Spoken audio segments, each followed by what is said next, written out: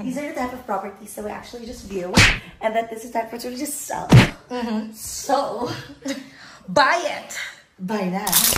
Welcome to the municipality of Taytay! Hello mga ka-Islas! We're here in Almedo. Grabe mga Usapan, Mars! pag malaki, Masharap! Uy, dito pala si Caliph, guys. Makakala nyo, tatlo lang kami dito sa car. Ang galing to ha. Ito, ilagay natin yung kanyang profile dito. Tsaka yung dito ano sa, Mars, ano na to. music video niya. Correct. Ano din siya, composer. Wow! Ang ganda! Daming bahay here. Sa bayan kasi puro turista nandun. Pero dito lahat ng mga El Need Ones. Ang ganda po ng view. Parang kayo, ate. Wow! You're my best view. Huy! Ang ganda po. Wow! Oh. You're living your dream life. Ang ganda dito. Oh my God. A few inches later. Yes. We are on our first property for sale right Yes. here in the best island in the world. Palawan. Eastern Beach Club, Palawan. Kapag nabenta po namin to, mas marami po kaming vlog na magagawa kasi hindi po namin kailangan magtrabaho. Hindi po namin sasabihin pag nabenta na namin, pero there will be signs. Kita nyo to? Lalaki to yung business. Kita nyo to? Mababa yan. Alam, ganda ng pool. This is an Olympic-sized swimming pool. Imagine, for Olympians. Sunrise and to find you. Wow! Wow! Bakit di pa bali? Pero kapag hindi amihan season, sobrang clean yan, flat, everything. And best for kite surfing. If you clean this beach up, there's no rocks, there's no anything. It's Sarap white mag-swimming sand. dito. It's like, you just need a vacuum cleaner for all of this. Vacuum cleaner! Dyson, kaya nyo ba? Sobrang swerte na makakabili nito.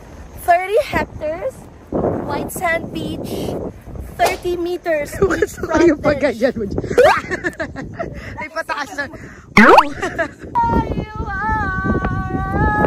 believe as you sell this property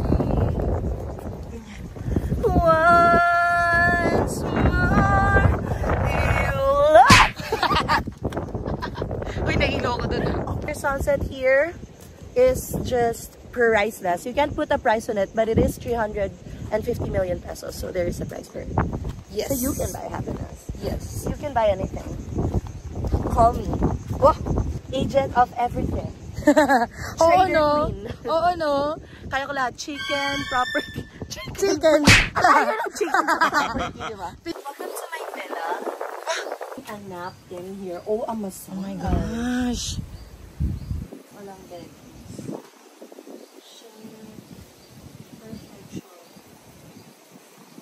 Ganda mga Mars! How was it? So far, we are satisfied with our first property for sale. In my opinion, this is you cannot put a price on it, but there is a price for this. Fuck! So right now, we are going to check the rooms here. Meron na siyang built-in rooms. Na may, bet mo yun, keypad. Uy, ang laki ng room. Yeah. Boogs. Bogs. Eventually. Ang dapat ang port. Malinis na dagat. May isda. Ibig sabihin malinis. Ang ganda ng port! Ang ganda ng port ng, ano tawag dito sa lugar na ito, Port of Mars? San Fernando. San Fernando. Port, ito parang sarap mag-swimming. Yes, port ito. Ganda.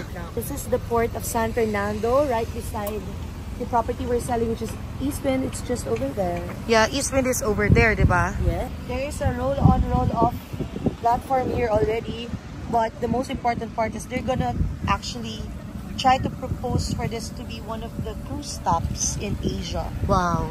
Yes. This is new. This is the road connecting Taytay to San Fernando El Nido. So from the properties that we were kanina, straight lang yung highway nun, diretso connect sa next property, which is in Taytay. Yes, we arrived at our destination. We are here in Dream Resort, where your dreams can come true. My dreams will come true. Infinity pool.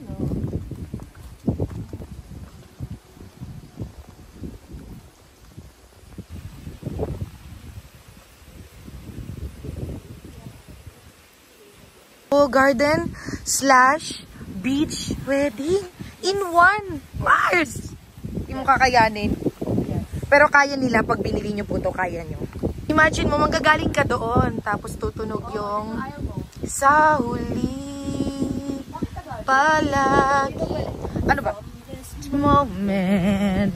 Moment from this moment. Nag-harmonize. Moment from this moment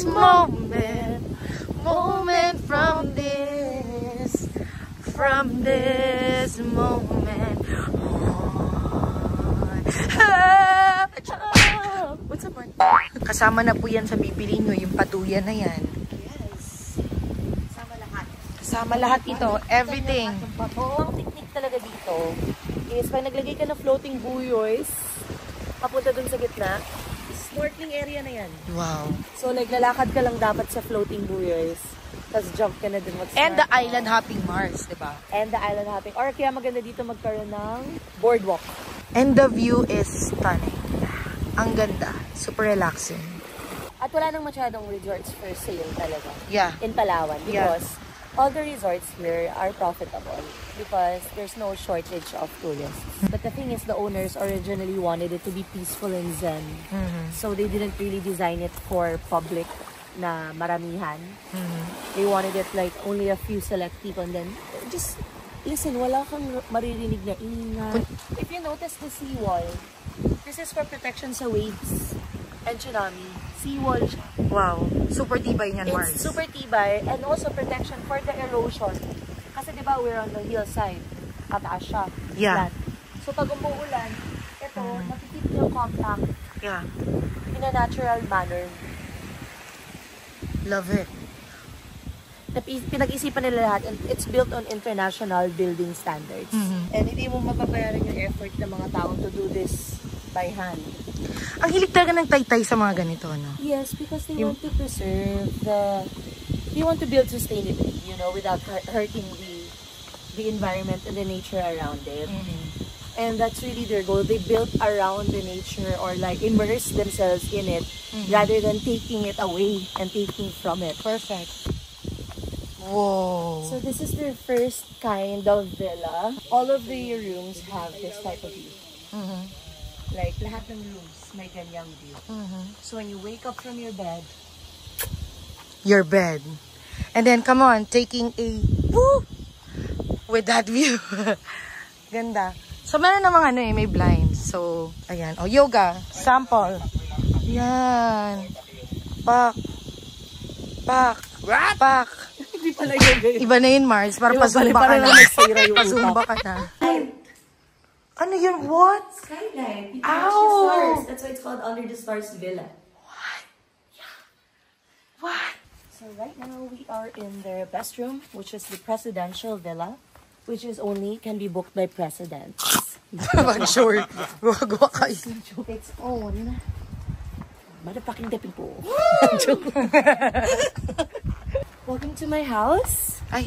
Welcome to my villa. Amen. I made it in life talaga. Actually guys, mayaman po talaga ako. Hindi lang ako obvious na siya. So this is my villa. Pak. Ang ganda, no? All made with hardwood. So beautiful. Oh my god. Rain shower. Babaralin mo ng water. Lahat ng germs. 100 box capacity. This whole restaurant. Mars. What? Hindi ma-justify ng video na to yung ganda niya in person. The next day. Good morning mga ka-Islacher. So we are on our way back to Taytay, yung dream resort na binebenta namin ng ating team. Lumipad ang aming team Sa bayan ng Taytay.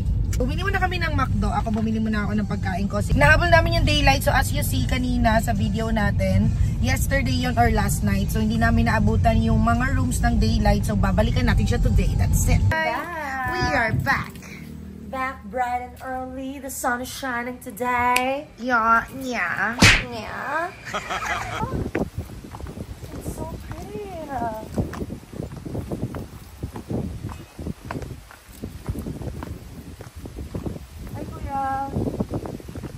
If you will buy this property, you can hold gatherings like weddings and special occasions, intimate gatherings. Kasi garden wedding and then diretso beach wedding ka na. It's beach and Garden wedding at once. Mars. So imagine if my boardwalk, diba, going straight there in the middle, just nalakad ka na lang, snorkeling sites na yan. Yes. Kaya nga maganda rin mag-paddleboard kasi snorkeling sites, swimming sites, like, you're in the world. Kaya ka papunta doon. Yeah. Sobrang puti na ng dagat. Wow. That's a snorkeling site. This one over here. That's a snorkeling site. So ito na nga. Kailangan ko kasi itong mabenta. May friend ka na dyan. Yes, afford naman kung someone that's a billionaire. Kung totoong billionaire ka, bibiliin mo to, di ba? It's my point eh. Hindi ka totoong billionaire, marami kang sasabihin sa mga ganitong lugar. Pero kung totoong mayaman ka talaga, may nakita mo to, sabi mo, oh shit, mura pa nga yun eh. Para sa price ng ganito kagandang lugar. Super relaxing. So, ito lang din naman siya during daylight. So, kung nakita niyo yung room configuration kagabi, it's the same lang naman. Yun lang, this one, kitang-kita natin siya on broad daylight. So, ganyan. Room 1, yung kabila, room 2, and then they both have their own private toilet and bathroom with bathtub, shower, hot shower, lahat, air-conditioned room, everything. Let's go? Let's go. That could be a intimate wedding hallway vibe going down the bride. Diyan siya maglalakad. Super cute na altar with like a few guests. That would be like a super intimate wedding.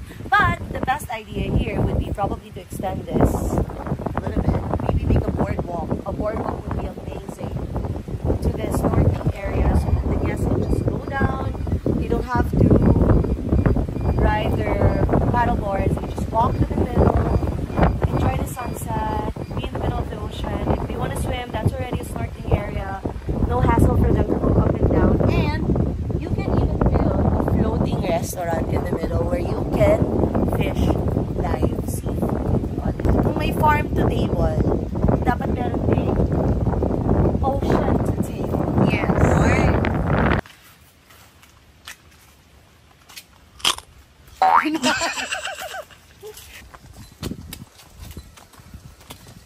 Their meditation garden.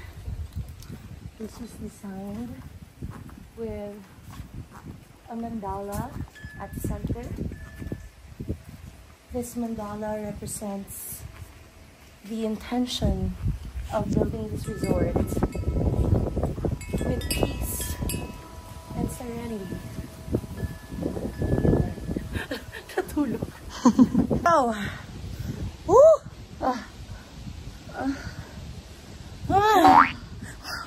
Ano ba talaga binibenta? So that ends our first episode of Selling Paradise in Palawan. Anybody that would buy this property, I'm telling you, it's a really great investment. It was built with good intentions and with the nature in mind, and that's very important for someone who's going to take over this property, is that if you have the money to save something this beautiful, go ahead and do it for all of us. God first. God first. Thank you. This is your real estate agent, Ace Palawenya, And Ara and Ramos. Shaded Feet. Oh my God, may abs ako sa angle. Ay, ang ganda. Stop it. Stop. Stop it. Stop. Ooh. Signing off. Bye. And we're off. And we're off na naman. Hindi pa rin mag-off. Kanina pa ino-off, hindi pa mag... And we're off. Done ang work.